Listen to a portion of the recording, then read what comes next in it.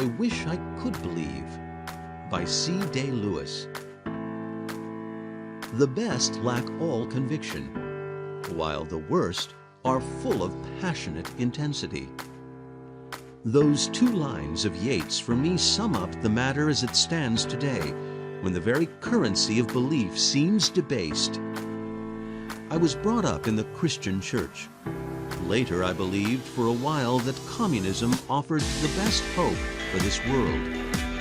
I acknowledge the need for belief, but I cannot forget how through the ages, great faiths have been vitiated by fanaticism and dogmatism, by intolerance and cruelty, by the intellectual dishonesty, the folly, the crankiness, or the opportunism of their adherents. Have I no faith at all then? Faith is the thing at the core of you, the sediment that's left when hopes and illusions are drained away, the thing for which you make any sacrifice because without it you would be nothing, a mere walking shadow. I know what my own core is.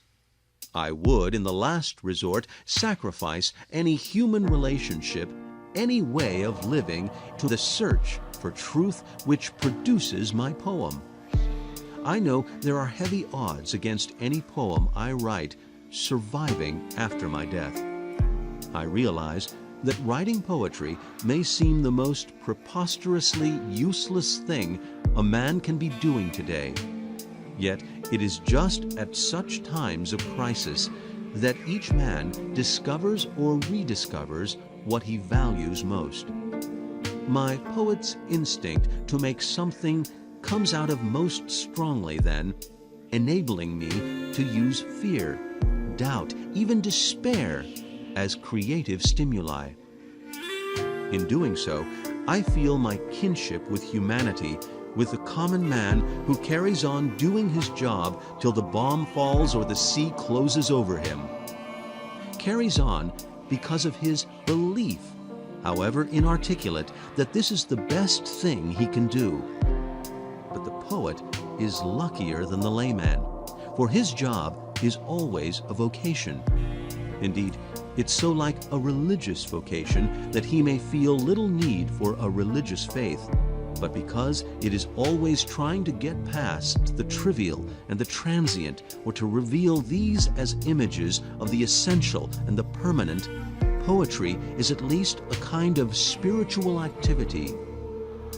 Men need a religious belief to make sense out of life. I wish I had such a belief myself. But any creed of mine would be honeycombed with confusions and reservations.